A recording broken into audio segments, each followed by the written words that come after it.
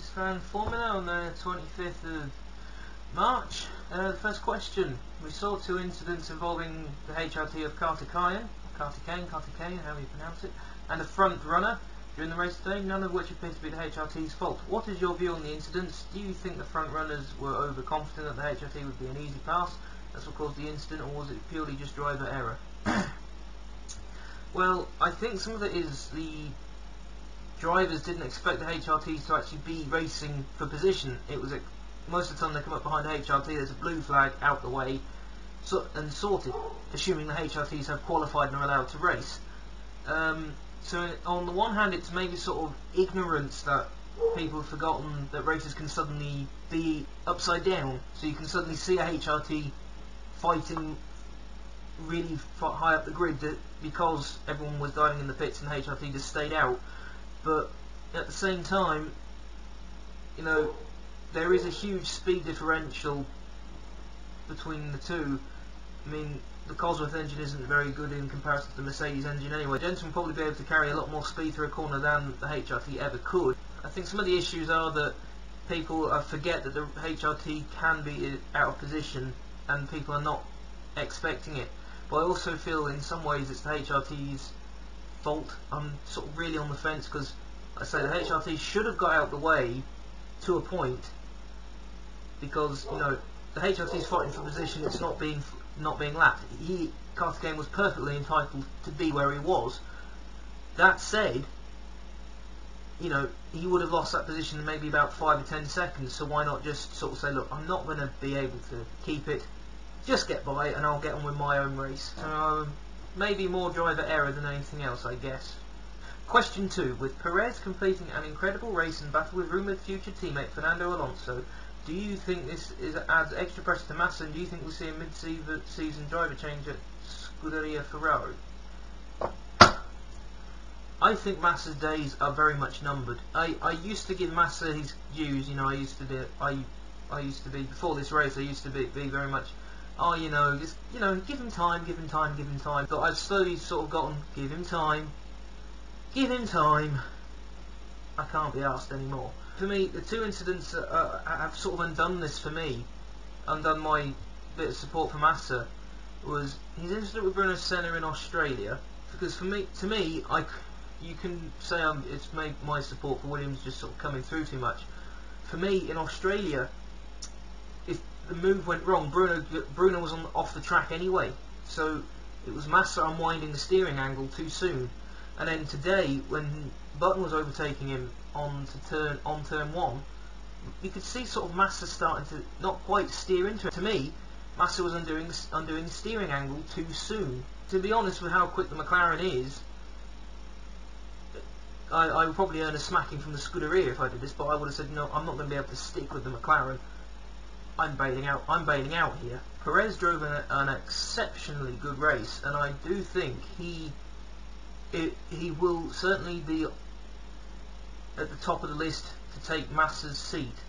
I think certainly at the Scuderia, Massa's days are very much numbered. You've got Alonso proving that the Scuderia has still got it. You've got him sort of proving that Ferrari can pretty much do anything when they put their mind to it. The prancing horse will win will win even in the most adverse circumstances. You've got Massa proving that the Ferrari might actually make a very good Destruction Derby car one of these days.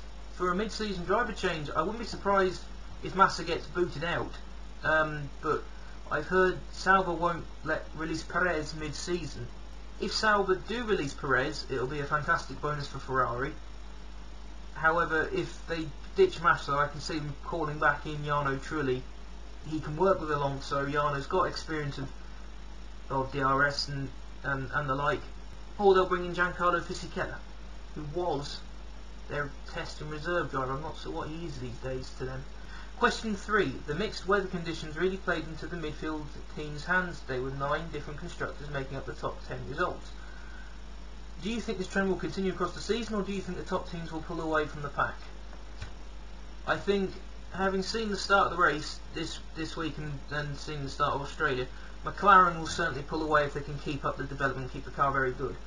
If you assume the McLarens can keep a 1-2 all the way to the end of the season, 3rd to 10th is going to be a very difficult one to call, because the Williams are back up there. The Lotus looks brilliant in the hands of Raikkonen. Grosjean seems to crash it. We've got Alonso somehow dragging that Ferrari round to be in places it shouldn't be. You've got the Red Bulls not quite on it, but still in there. And Mercedes, in the hands of Schumacher, seems to be doing very well this year. And you've got the Force Indias and Toro Rossos picking up the occasional points. I do enjoy these mixed up races.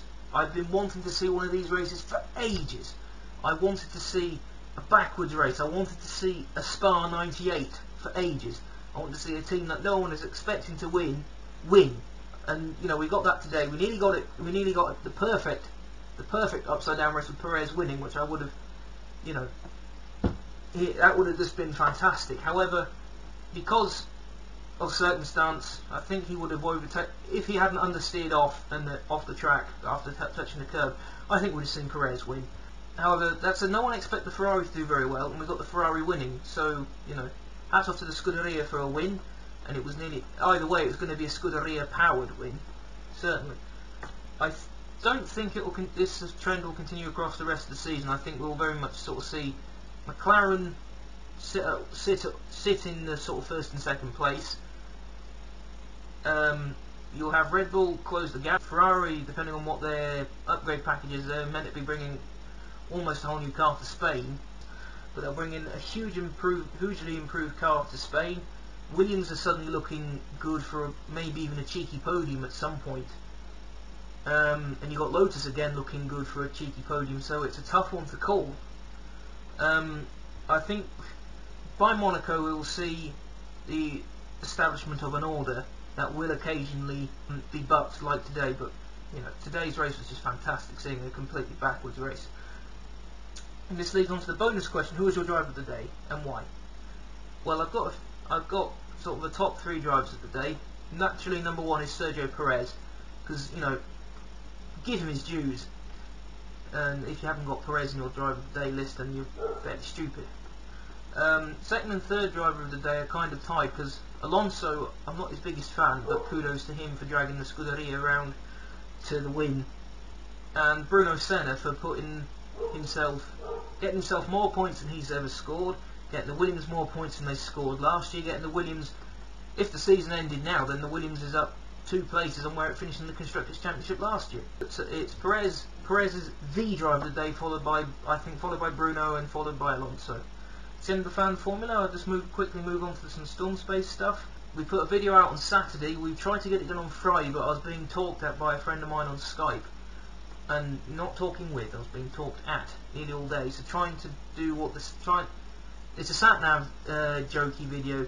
What I did, I keep saying we, what I did, I used one of these audio speaking programs and made it say these little phrases, and unfortunately the video would have had to come out on Saturday rather than Friday, because, well, I couldn't, because I was being talked at from someone on Skype, and he was playing his Xbox quite loudly. I couldn't hear what the program was saying, and then I had to render it twice because the background music was too loud the first time, because I was being talked at on Skype, and a couple of the phrases I'd made the program say, well, it didn't work.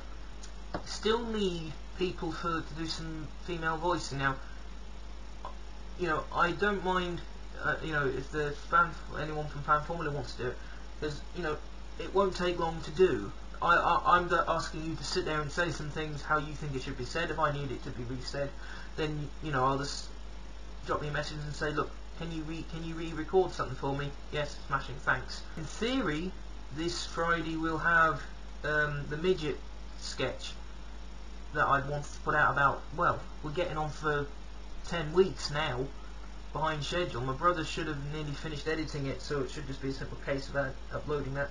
And then following that, we've got basically the making of that sketch. So if you want to take part in the Machinima Where's My Liberty, send a tweet to @StormSpaceProd or to me at CWhite90999. Also on the Stormspace front, we're looking to try and get a proper website up and going soon. It will be stormspaceproductions.com when I eventually get a server bought. Anyway, thanks. See you later.